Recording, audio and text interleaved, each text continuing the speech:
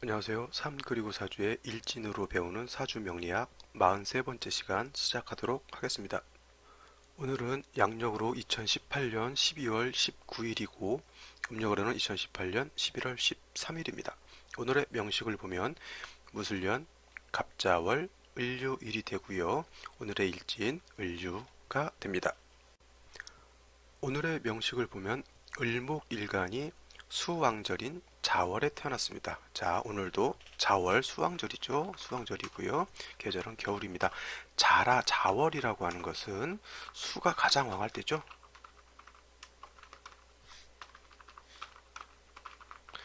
수가 왕성하다는 거 다시 말씀드리면은 기온이 아주 차갑다입니다. 그죠?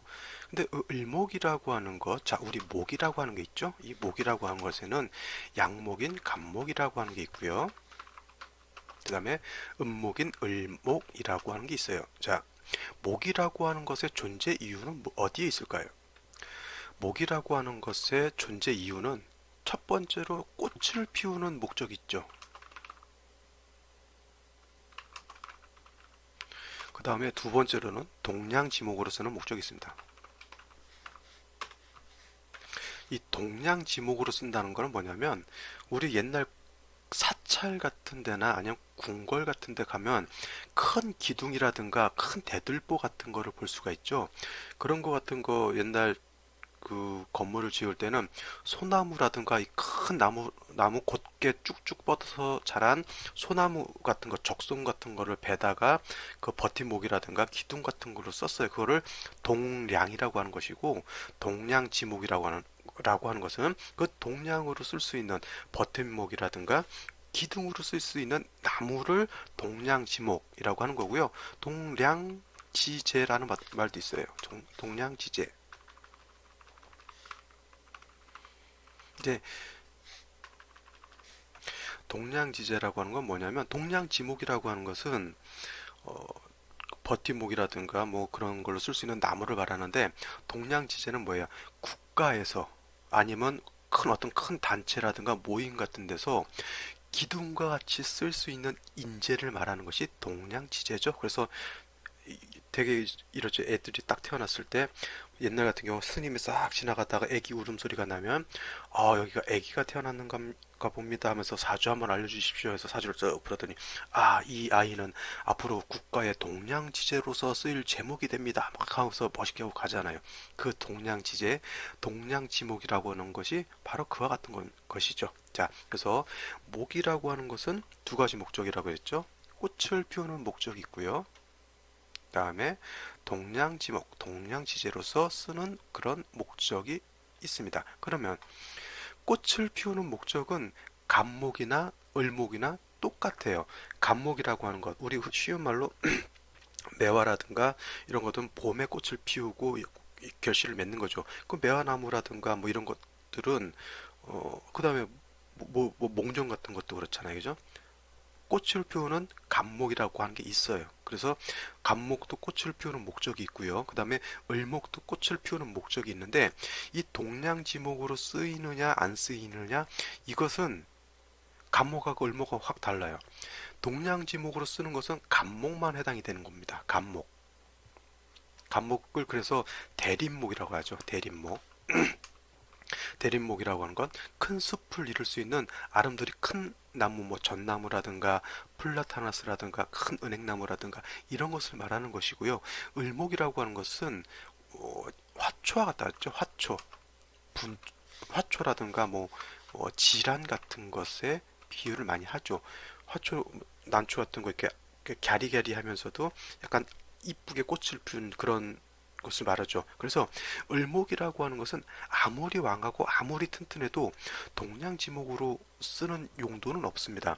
요즘 난초를 보더라도 우리 동양난 같은 거 보면은 되게 작으면서도 향이 굉장히 짙죠. 근데 서양난 같은 거 보면 꽃도 크고 줄기도 크고 굉장히 높게 크게 자라는 그런 서양난이 있어요. 근데 그 서양난을 잘라다가 버팀목으로 쓰고 뭐 그거 그 용도가 안 나오죠. 그래서 꽃을 피우는 목적은 원래의 목적은 을목한테 있는 것이고요.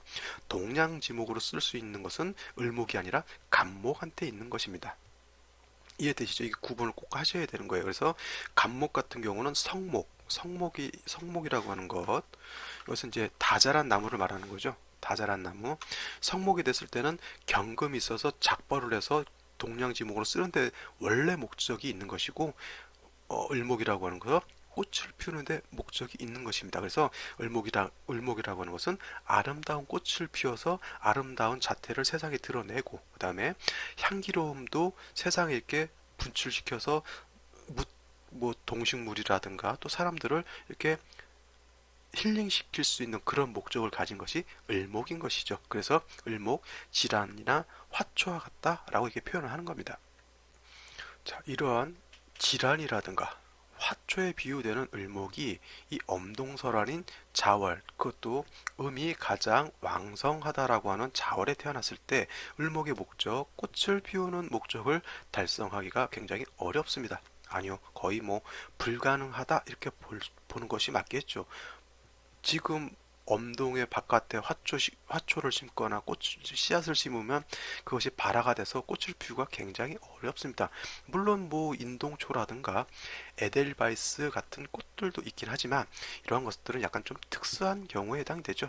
물론 사주를 볼 때도 좀 보편타당한 것을 기준으로 판단을 해야지, 너무 예외적인 것 그런 것만 이렇게 보시면은 큰 거를 놓치고 작은 것을 너무 추구하게 되죠. 제가 격국에 대해서 설명드렸을 때도 18정격 더하기 걸록격하고 양익격해서 10정격이라고 했죠.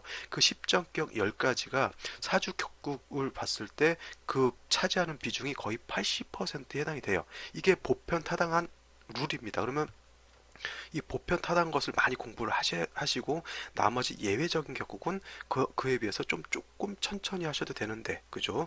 근데 너무 이렇게 예외적인 것에 시간 할당이라든가 노력을 많이 하게 되면 큰 거를 놓치죠. 그 다음에 이런 것도 마찬가지예요. 을목이 자월에 태어나면 일반적으로 화초라고 하는 것은 꽃을 피기가 어렵죠. 근데 여기서 에델바이스라든가 인동초 같은 것을 예외적인 걸 너무 생각하다 보면은 을목의 자월에도 꿋꿋하게 잘 살 수 있다라고 하는 이상한 편견이 생기게 되는 겁니다. 그래서 사주 명리학도 일단 보편타당한 것을 따라가시는 것이 뭐 좋다라고 이렇게 봅니다. 자, 사주의 격국을 놓고 보게 되면 을목이 자월에 태어나게 되면은 뭐가 될까요? 자, 을목 입장에서 자라고 하는 것 편인격에 해당이 됩니다. 근데 이런 것이죠. 을목이라고 하는 것은 음에 해당이 되는 것이고요. 자라고 하는 것은 양에 해당되는 거 아닙니까? 그럼 따지고 보면 이게 편인이 아니라 정인이 돼야겠죠. 그래서 이것은 사주 명리학에서 체음용양, 체양용음이라고 하는 것이 있습니다. 그래서 오늘은 그것에 대해서 좀 살펴보도록 하겠습니다. 자, 체양용음이라고 하는 것, 그 다음에 체음용양이라고 하는 것, 이것에 대해서 살펴보도록 하겠습니다. 자, 체양용음이라고 하는 건 뭐냐면 몸체는 양인데 쓰는 것은 음으로 쓴다라고 하는 것이죠. 그래서 몸체는 양인데 그 쓰임은 음으로 쓰이는 것을 체양용음이라고 하는 것이고요. 그 다음에 체음용양이라고 하는 것은 몸체는 음에 해당이 되는데 그 쓰이는 것은 양에 해당이 된다. 그래서 몸체는 음인데 그 쓰임은 양으로 쓰이는 것, 이렇게 정의를 할 수가 있습니다. 자, 천간과 지지라고 하는 게 있어요. 자, 천간이라고 하는 것, 갑을 병정, 무기, 경신, 임계가 있습니다. 그 다음에 지지라고 하는 것 12가지가 있는데 자에서부터 시작해서 자축, 인묘, 진사, 오미, 신유, 술, 해가 있습니다. 자, 맨 처음 시작하는 것이 음이고 그 다음 두 번째는 맨 처음 시작하는 것이 양이고 두 번째 시작하는 건 음이 되고요. 그 다음은 양, 그 다음 이렇게 양음이 이렇게 번갈아 가겠죠. 그래서 갑이라고 하는 것 양에 해당이 되고, 을은 병은 양, 정은 무는 양, 기는 경은 양, 신은 임은 양, 개는 음이 됐죠. 이거 외우실 때요. 갑, 을, 병정 이렇게만 외우시면 안 되고요. 갑은 항상 목자를 붙여서 외우시기 바랍니다. 갑목, 을목, 병화, 정화, 무토, 국토, 경금, 신금, 임수, 계수 이렇게 외우셔야 다음에 다른 걸 진도를 나갈 때 이게 헷갈리지 않아요. 왜냐하면 처음 하시는 분들 갑이 목인지 병이 목인지 잘 몰라요. 그래서 외우실 때는 갑목, 을목, 병화, 정화, 무토, 기토, 경금신금, 임수, 계수 이렇게 외우시고요. 갑목은 양목이고 을목은 음목이에요. 그 다음에 병화는 양화고 정화는 음화, 무토는 양토, 기토는 음토, 경금은 양금, 신금은 음금, 임수는 양수, 계수는 음수 이렇게 외우셔야 다음에 공부를 계속 하실 때 헷갈리지 않는다라고 하는 것 명심해 주시고요. 지지를 놓고 볼 때도 그렇죠. 자는 양, 축은 이는 양, 묘는 지는 양, 사는 오는 양, 미는 쉬는 양, 유는 술은 양, 해는 음에 해당이 됩니다. 이것도 외우실 때 그냥 자축인묘 이렇게 외우시면 안 되고요. 자는 수, 축은 토 이렇게 외우셔야 된다는 얘기죠. 그래서 자수, 축토, 인목, 묘목, 진토, 사화, 오화, 미토, 신금, 유금, 술토, 해수 이렇게 해서 목화, 토금수를 반드시 끝자락에 붙이시기 바랍니다. 갑목, 을목, 자수, 축토 이거는 자다가도 그냥 나오셔야 돼요. 자목, 축금 막 이렇게 이게 헷갈리시면 안 된다라고 하는 것을 강조하기 위해서 자자 옆 뒤에는 항상 숫자를 붙이시고 축자 뒤에는 항상 토자를 붙이셔서 자수, 축토, 인목, 묘목 이렇게 바로바로 나오셔야 되고요. 자수는 양에 해당이 되고 축은 음에 해당이 됩니다. 인목 양이고요. 묘목은 음에 해당이 되고 진토는 양이고요.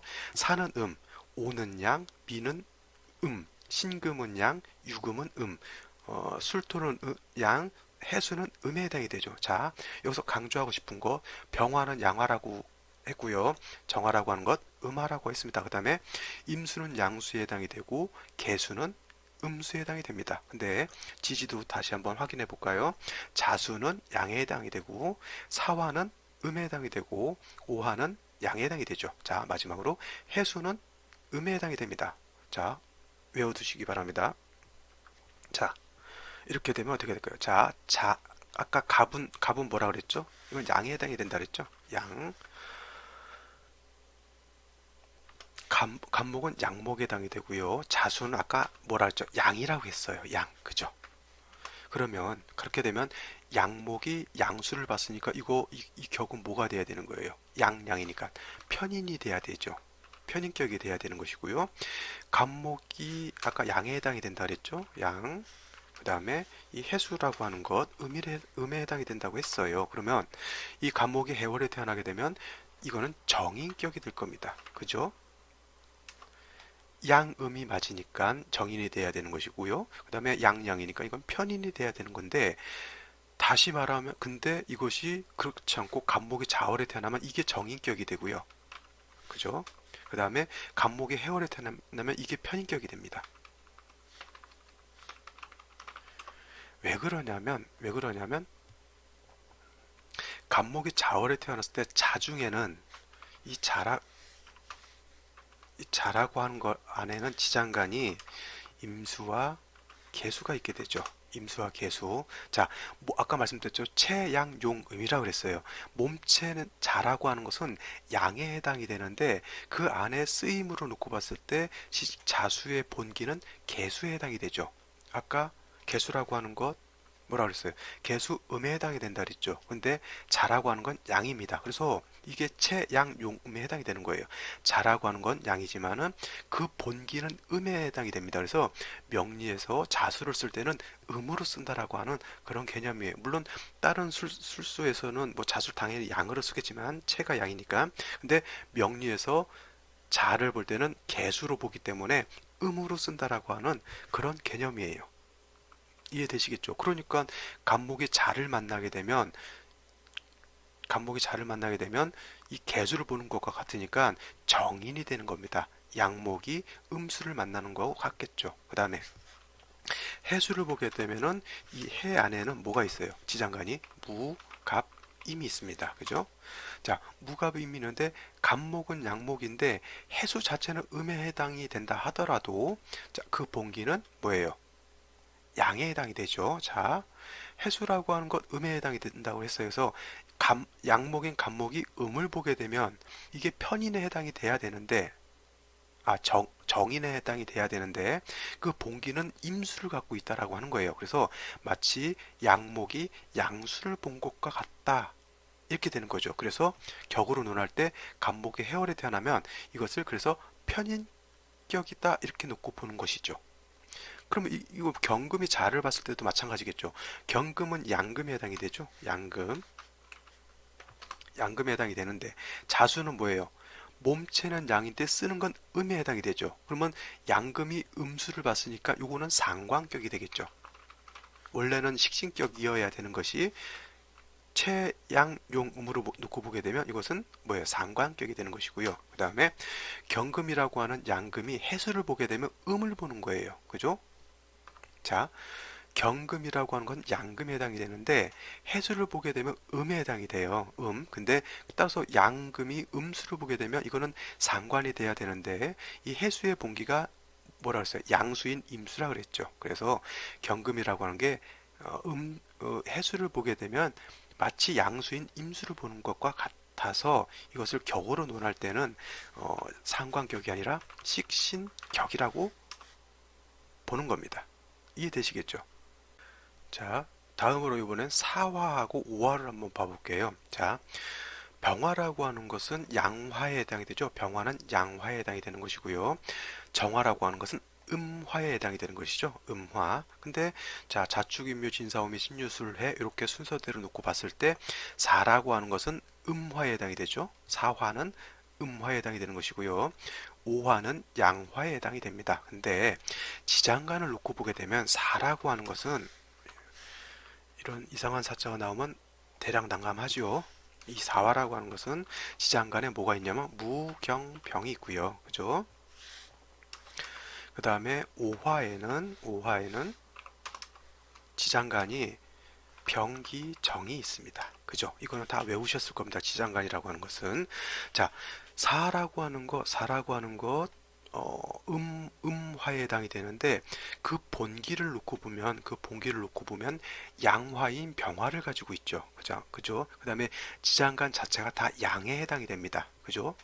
그 다음에 오라고 하는 것은 양화에 해당이 되는데 그 본기인 정화, 뭐 기토도 본기로 볼 수 있어요. 이거는 화토가 동공하기 때문에. 그래서 병화, 정화를 놓고 보게 되면 본기가 음을 가지고 있습니다. 자, 정화가 음에 해당이 되죠. 그래서 이것도 채양용음, 채음용양에 걸리는 것이죠. 자, 사라고 하는 것 음이 해당이 되는데 쓰는 것은 양으로 쓴다. 그 다음에 오라고 하는 것 생긴 것 양에 해당이 되는데 쓰는 것은 음으로 쓴다라고 하는 개념이죠. 이거는 뭐 명리에서만 그렇게 생각하시면 됩니다. 뭐 기문이라든가 다른 뭐 술수에서는 그냥 자는 양이 되는 것이고요. 사는 음이 되는 겁니다. 여기서 명리에서는 왜 그러냐면 지장간 때문에 그래요. 지장간 때문에. 그래서 이것도 다시 한번 예를 한번 들어볼까요?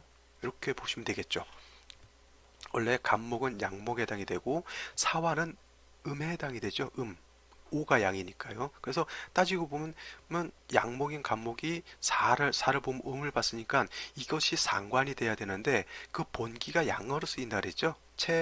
채음용양이라고 해서 그래서 간목이 사를 보면 이건 식신격이 되는 것이고요. 식신격이 되는 것이고 간목이 오를 보게 되면 원래는 양목의 양화를 봤으니까 이게 원래 식신격이 돼야 되는데 쓰는 것이 정화가 들어가 있잖아요. 그래서 이거를 상관격이라고 합니다.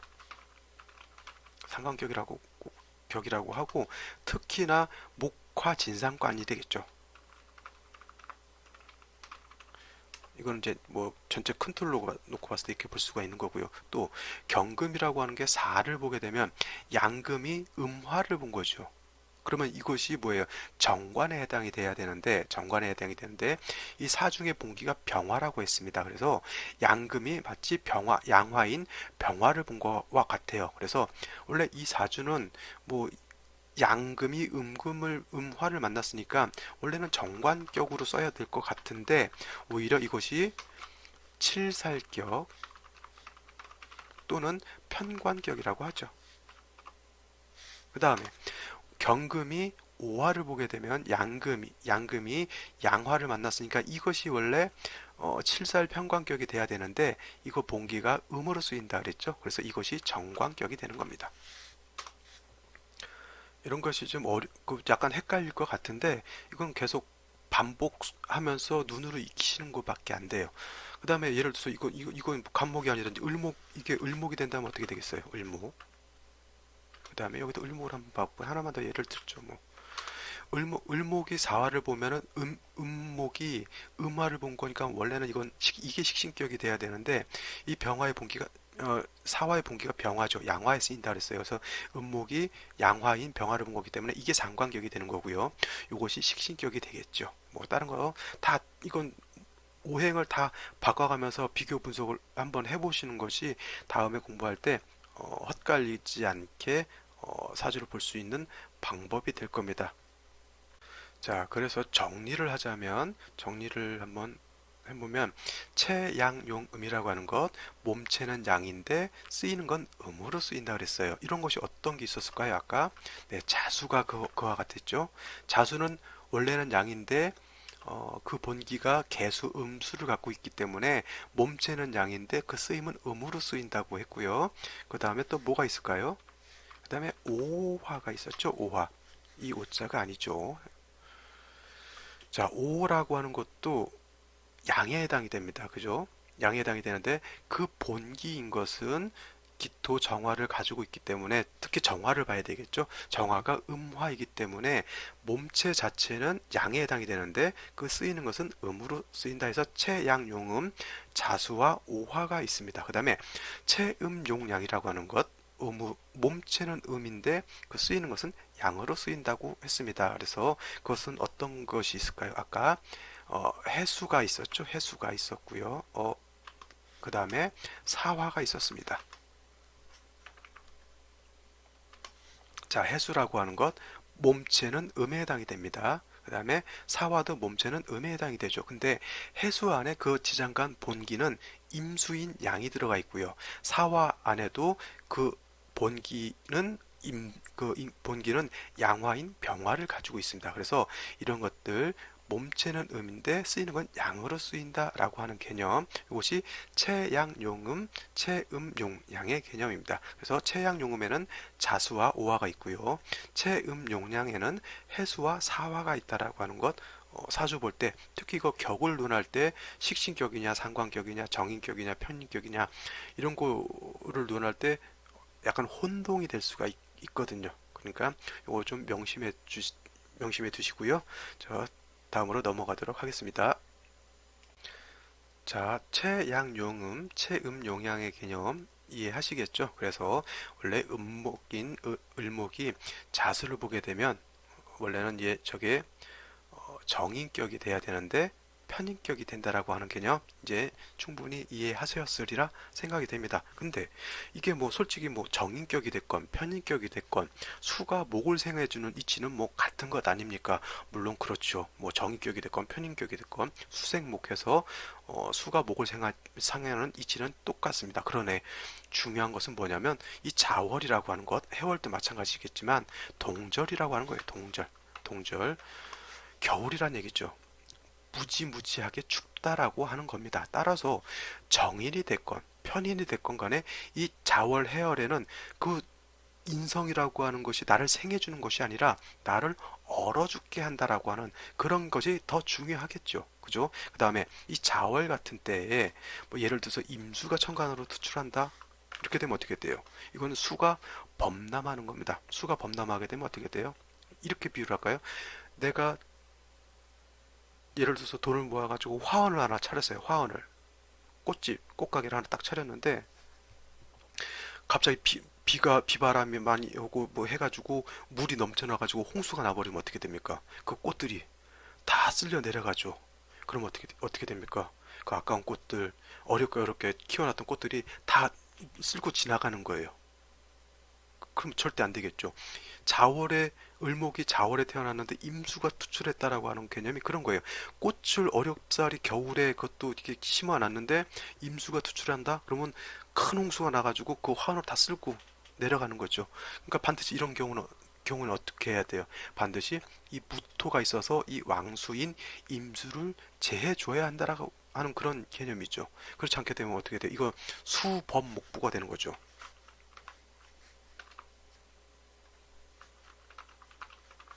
그러면 어떻게 돼요? 제가 말씀드렸지, 만약 이 무술토가 없게 되면, 물론 이 간목이 있어서 약간 문제긴 하지만, 을목이 자월에 태어나 해자월에 태어나서 임수가 투출해서 목부가 되면 죽어도 관각이 없다 그랬죠.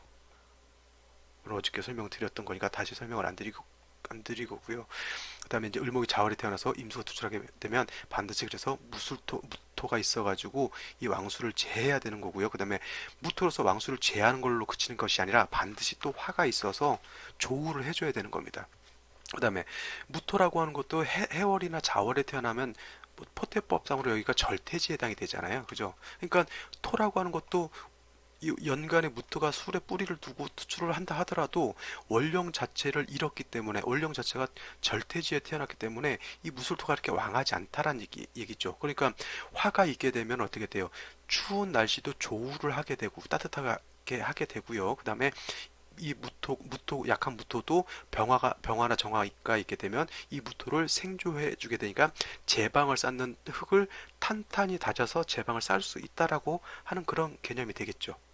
그죠? 그 다음에 또 임수뿐만 아니라 개수가 투출하는 것도 어, 썩 좋지는 않아요. 왜냐하면 개수라고 하는 것은 물이 범람하고 그러진 않습니다. 범람하고 그러진 않는데 기온이 이제 많이 떨어지게 되거나 아니면 이제 눈보라가 치게 되거나 그와 같은 상황이 벌어지게 되는 것이죠.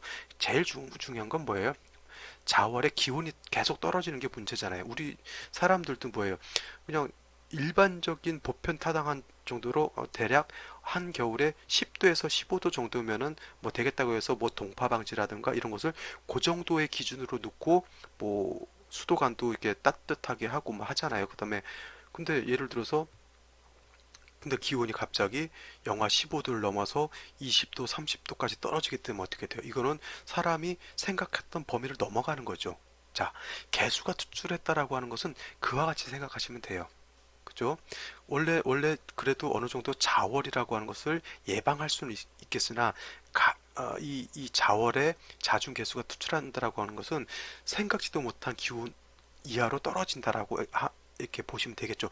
이런 경우에도 임수가 아닌 개수를 하더라도 무토가 있거나 아니면 기토가 있어서 이 개수라고 하는 것 제어를 해야 됩니다. 반드시 또 개수가 투출해서 무기토가 제어하더라도 똑같이 화는 반드시 있어서 조우를 해줘야 된다라고 하는 그런 개념이고요. 그 다음에 화가 있어야 을목이 이 술을 따뜻하게 해서 을목을 생조해 줄 수가 있게 되는 것이죠. 만약 화가 없게 되면 물이 얼게 되죠. 그러면 을목도 자기 뿌리가 얼게 되니까 을목 자체가 썩어서 죽게 되는 겁니다. 그래서 해자축월은 어디를 찾더라도 화가 있어야 되는 거예요. 근데 물론 오늘의 명식에도 화는 있어요. 그죠? 술중 정화 있긴 한데 너무 미흡하죠. 마치 없는 것과 같이 미흡합니다. 물론 술중 정화라도 있는 것과 없는 것은 좀 차이가 있겠죠. 근데 술중 정화 가지고는 많이 미흡하다라고 하는 것 명심해 두시고요. 자, 다시 명식을 보게 되면 을목일간이 엄동설알인 자월에 태어났죠. 자, 일지를 놓고 보게 되면 유금이라고 하는 게 있어요. 그래서 을료일주가 되게 되는데 을목 입장에서 놓고 보면 유금이라고 하는 것 편관 7살에 해당이 되죠. 편관 7살에 해당이 돼서 대개 을료일주들이 좀 뭐라 그럴까 좀 신경 좀 많이 예민한 편이고요. 자월에 태어나서 유금을 보게 되면 이 금이라고 하는 것 하는 역할, 술을 생하는 역할을 하게 되고요. 술을 생하는 역할을 한다라고 하는 것은 한기를 더 가중시켜주는 역할을 하게 되는 것이죠. 그래서 이 유금이라고 하는 것이 좀 좋은 역할을 하지 않습니다. 그죠? 그 다음에 월간을 놓고 보게 되면 간목이라고 하는 겁재가 투출되어 있어요. 자, 이렇게 을목이 간목이 옆에 있으면 이거는 등라개갑이라고 하죠. 등라개갑. 사람에 따라서 뭐 꼭 월간이나 시간이 아니고 뭐 여기에 연간에 있다 하더라도 등락개갑으로 보는 사람들도 있긴 한데 제가 보는 등락개갑은 반드시 뭐 월일이라든가 일시로 아니면 뭐 월연으로 또 이렇게 첩신되어 있어서 되어 있어야 저는 등락개갑으로 좀 보는 보는 견해고요. 근데 솔직히 연월로 있는 건 중요치 않아요. 왜냐하면 일간을 기준으로 해서 등락 개갑이 되느냐 안 되느냐가 중요한 거지, 연월에 있는 것이 등락 개갑이 됐든 말았던 뭐 그냥 목일 뿐이잖아요. 그죠? 그래서 요거는 등락 개갑이라고 놓고 볼 수가 있어요. 그래서 을목이라고 하는 것, 난초와 질환과 같은 것이고요. 또는 넝쿨식물, 그러니까 강꽃 타고 올라가는 칡넝쿨, 등나무, 내지는 뭐 나팔꽃, 뭐 박꽃, 박 있잖아요. 밤에 피는 박. 그런 것도 넝쿨식물이죠. 호박도 넝쿨식물이죠. 따지고 보면 그런 것들은 이렇게 기둥이라든가 다른 뭐 나무가 있으면 그걸 타고 이렇게 올라갑니다. 그러면 바람이 모진 바람이 불어도 을목 흩날리지 않고 감목을 꼭 붙들고 있으면 자기가 마치 감목인 양 이렇게 버티고 살죠. 예를 들면 이제 호랑이, 그러니까 여우가 호랑이 가죽을 뒤집어 쓰고 내지는 호랑이의 기세를 등에 업고 여우가 호랑이 행세를 하는 것이다. 이렇게 비유를 하면 되겠죠. 자, 그 다음에 이제 여기 간목이 있게 되는데, 자, 무술토를 일단은 파하고 있어요. 그죠? 무토를 파하고 있는데, 이 무토를 파느냐, 파하지 않느냐는 좋으냐 나쁘냐를 놓고 봤을 때는 이거는 시에 따라서 달라지는 거예요. 아까 제가 말씀드렸죠. 임수가 투출하게 되면 무토로 임수를 제하는 게 좋다라고 했는데, 예를 들어서 이모시가 된다라고 하면 그렇죠. 이모시가 된다라고 하면 자의 뿌리를 둔 임수가 투출하게 되면 수가 이게 범람하는 걸 놓고 봐서 무토로서 제방을 하고 이 오화로서 조우를 해야 되는데, 간목이 이렇게 여기 턱 버티고 있으면 이 무토가 가서 임수를 제하기가 힘들겠죠. 일하러 가려고 했더니 조폭이 막고 있어요. 그래서 뭐 가서 일을 못하고 여기 쭈그려서 가만히 있죠. 울면서. 그래서 이 간목이라고 하는 것, 임수가 투출했을 때는 좀 이게 좋진 않아요. 근데 이렇게는 쓸 수가 있겠죠. 무토로서는 쓰지는 못하더라도 이 왕수를 간목이 설기순세하는 용도로는 쓸 수가 있을 겁니다. 근데 두 가지 용도로서, 예를 들어서 임수가 투출했을 때 무토를 쓰느냐 아니면은 간목으로서 설기순세하느냐를 놓고 봤을 때 어떤 게 더 좋을 것 같아요? 간목이요? 제가 봤을 때는 이런 거예요. 아까 제가 화원 을 예를 들었잖아요. 홍수가 나면 다 쓸려 내려간다 그랬죠. 근데 간목이 있어서 등락개갑이 된다라고 하는 것은 다 쓸려 내려갔는데 간목을 본 을목들은 거기에 타고 있기 때문에 간목은 쓸려 내려가지 않겠죠. 그러니까 그 정도만 살아 있는 건데, 무토를 쓴다라고 하는 것은 물이 넘치는 것을 아예 방비를 한 것이 되잖아요. 그렇죠? 그러면 따지고 보면 무토로서 제방을 하고 화로서 보존하는 국세가 간목으로서 설기순세하는 것보다는 더 낫다라고 저는 그렇게 보는 거거든요. 물론 이제 보는 뭐 학자님이나 술사님들에 따라서 그런 많이 이제 달라지겠죠. 그래서 이모씨 같은 경우는 이제 제가 봤을 때는 무토가 있어야 되는데 간목이 있어서 파하고 있으니 이런 경우에는 어쩔 수 없이 간목으로서 왕수를 설기순세하고, 을목 같은 경우는 이제 등락에 갑해야 되는 것이죠. 그 다음에 시지의 오화로서는 어떻게 돼요? 이거를 조우를 해야 되는데, 천간으로 임수가 이렇게 투출되어 있고 자수가 이렇게 되면은 물론 이렇게 원격충이라 완전히 이 자수가 오화를 박살을 내진 않습니다. 찹신되어 있지 않기 때문에. 그래도 이 자월의 수왕절인 자월의 오화가 이게 이렇게 되어 있으면은 자수의 오화가 많이 위축이 되겠죠. 위축. 그죠? 그래서 이못이라고 하는 개념 이제 이해되시고, 다음에 병자실 한번 볼까요? 병자실. 자, 병자시라고 하는 거, 병화가 투출된 거는 아주 박수를 칠 일이죠. 네, 이 병화로서 조우할 수도 있고요. 뭐 토도 따뜻하게 할 수도 있고, 물도 녹여서 목을 생할 수는 있습니다. 근데 이 병화라고 하는 거 지지로 뿌리가 아주 미약하죠. 자, 술중 정화의 뿌리를 둘 수 있긴 하죠. 자, 술이라고 하는 것 화의 묘지에 해당이 되죠. 술은 화고라고 하죠. 화고라고 하는 건 뭐냐면 화고는 화고, 이 화고는 뭐냐면 화의 묘지에 해당이 됩니다. 묘지. 포태법상 화라고 하는 것, 해에서 포를 일으켜서 포태 형성 육대관왕 세병사묘 들어가는 것이 이 술이라고 하는 것이에요. 그래서 사람들은 뭐 상관이 임묘했다 해서 뭐 나쁘다 이렇게 보는 게 아니라, 저 같은 경우는 임묘가 됐건 뭐가 됐건 통근할 수 있다라고 하는 것이 더 중요한 개념이죠. 근데 다른 지지의 통근처가 없으니까 병화가 약한데 그래도 이런 경우에는 간목이 있어서 병화를 생주해 줄 수 있는 그런 여건이 되는 거고요. 또 간목은 물을 녹여줘서 간목을 또 다시 생주해 줄 수 있는 서로 상생하는 그런 개념이 되겠죠. 이런 경우에는 굳이 무술토가 있을 필요는 없어요. 아무리 시가 자시라고 하더라도 이건 물이 범람했다라고 놓고 볼 수 없습니다. 그래서 굳이 뭐 무토가 투출할 필요는 없고요. 이때 병화, 간목이 용신 내진 희신으로서 작용하게 됩니다. 다음으로 무인시를 한번 볼까요? 무인시. 자, 무인시가 되면은 좋은 거는 뭐냐면 을목이 인해 통근을 할 수 있다라고 하는 것이고요. 그 다음에 간목도 동일하게 인해 통근을 할 수가 있겠죠. 그 다음에 인중에는 뭐예요? 지장간으로서 지장간이 무병갑이라고 하는 게 있죠. 그래서 이 병화라고 하는 것 왕목의 생주를 받는 병화고요.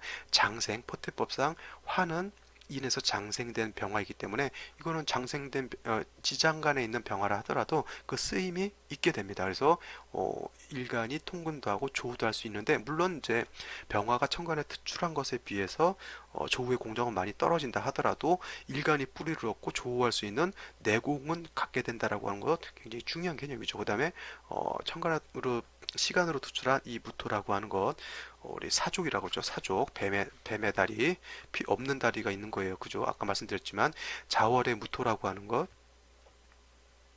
임계수가 투출하지 않으면 필요 없다 그랬죠. 쉬운 말로 사족입니다. 사족.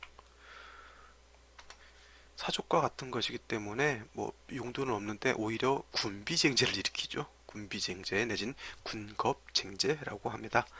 자, 오늘은 여기까지 말씀을 드리고요. 오늘 제가 말씀드렸던 채양용음, 채음용양에 대해서 한 번 더 숙지를 해두시면 다음에 뭐 격을 잡을 때 이런 때 잠깐 혼동을 많이 줄일 수가 있을 겁니다. 저는 오늘 여기까지 하고요. 저는 내일 다시 찾아뵙도록 하겠습니다. 오늘 긴 시간 수고 많으셨습니다. 감사합니다.